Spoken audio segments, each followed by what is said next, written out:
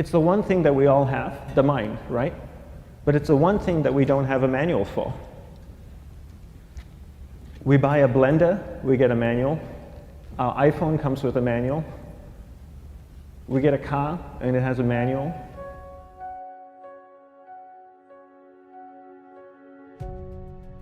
Nobody teaches you how to use the mind. There's no manual for the mind. So this, I think, is one of the most essential things in making progress in our life, is really understanding how our mind works. It's the one thing that we have to live with 24 hours a day, 7 days a week. We have no choice. Imagine if most of you slept 8 hours a day, which most of you don't.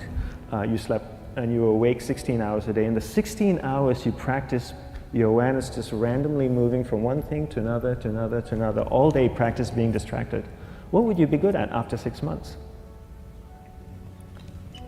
You did this 16 hours a day, you just allow your awareness to jump from one thing to another, to another. I'll tweet right now, I'll switch to text messaging, then I'll go to email, oh, my phone's ringing, so I'll answer the phone, and then somebody's speaking to me, so I'll have 2 conversations at one time. And I'll just do this 16 hours a day, 7 days a week. So you get it being good at distracted. After 1 year, you're an expert at being distracted. After 1.5 years, they'll invite you to give keynote talks on being distracted. You're so good, you practice 16 hours a day.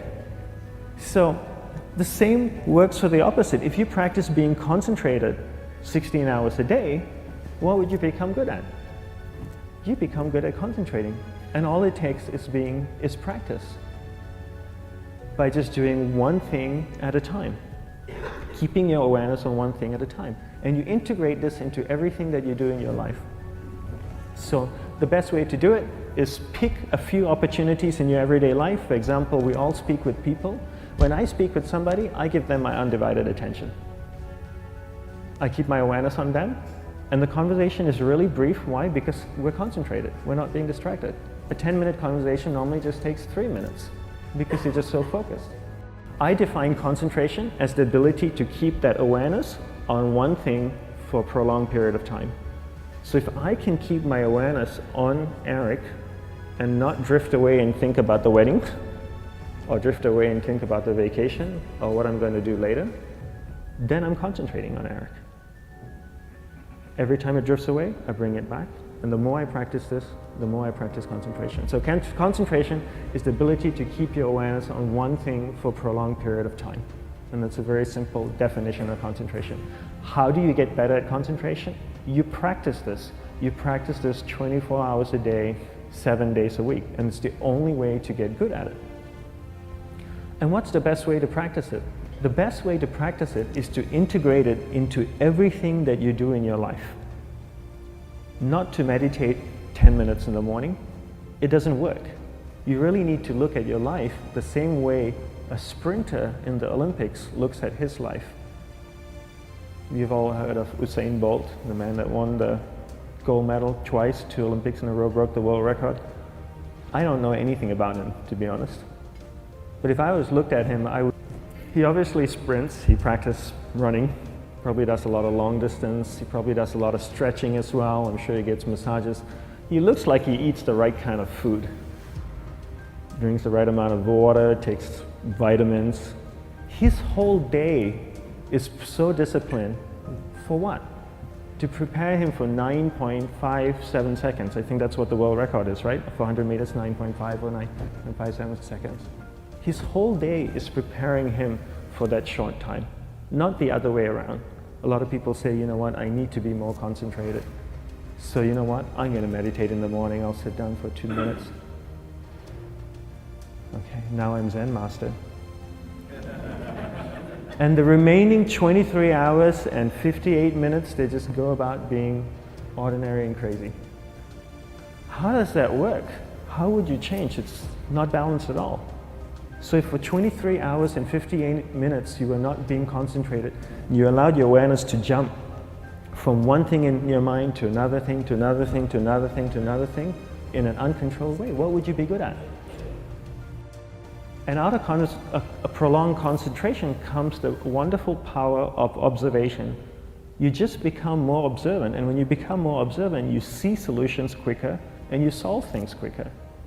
And it's a wonderful, powerful feeling when somebody is concentrated on you and not being distracted. So the best way is to integrate it into your everyday life.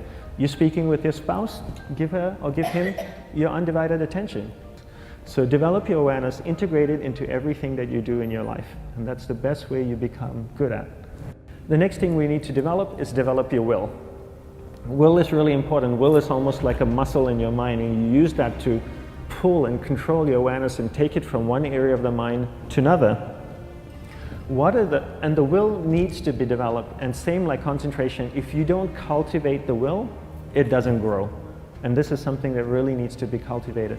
How do you develop the will? There's 3 very simple ways to develop the will. 1 is you finish what you begin. 2 is you finish it well beyond your expectation, no matter how long it takes. 3 is you do a little bit more than you think you can do. All of those things require effort, and effort is will. It's so much easier to start a project than to finish a project, right? When you start a project, you're feeling creative, you're feeling inspired, you're full of energy. At the end of the project, you go, whose idea was this? So it requires tremendous amount of will to finish, and every time you complete something, you develop a little bit more will, and you have that muscle.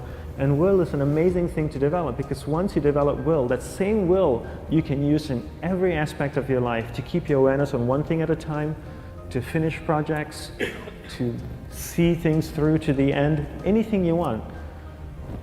The best way to develop will, bring it into your everyday life, into everything that you do. Give you an example, the way I integrate it into my everyday life, I try and finish what I begin. So for example, going to sleep.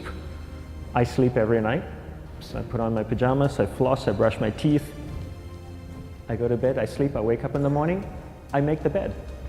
Why? Because I'm finishing what I start.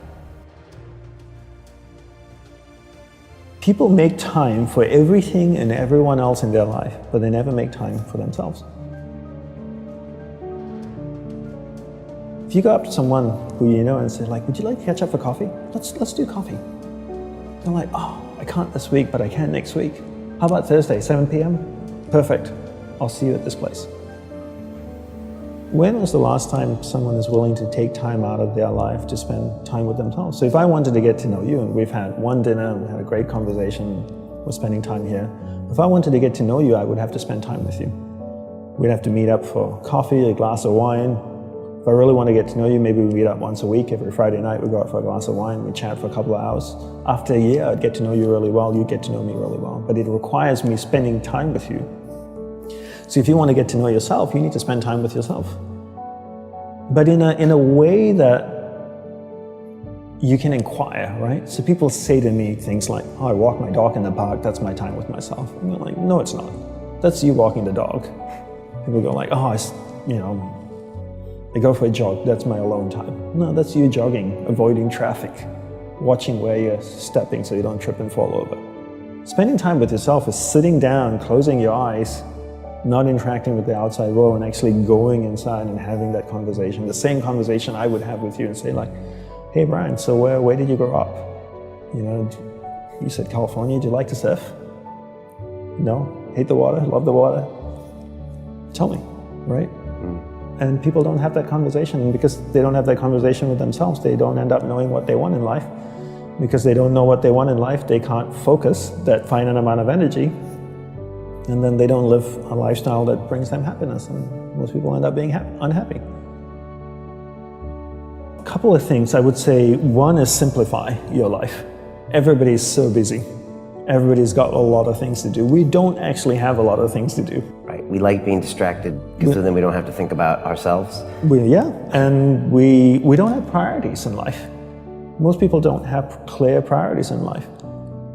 You know, for me, my goal is to simplify my life, simplify the number of people in my life, and simplify the number of things in my life. We only have a finite amount of energy each day, right?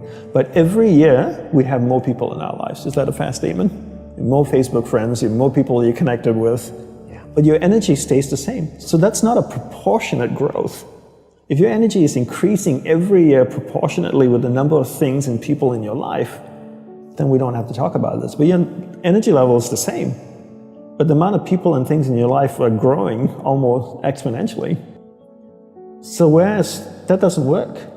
So for me, it's always about simplifying first the people and things into your life, into who and what's most important, taking that finite energy that you have each day and focusing. Second step is learning how to focus and concentrate that finite amount of energy into the people and things that truly matter.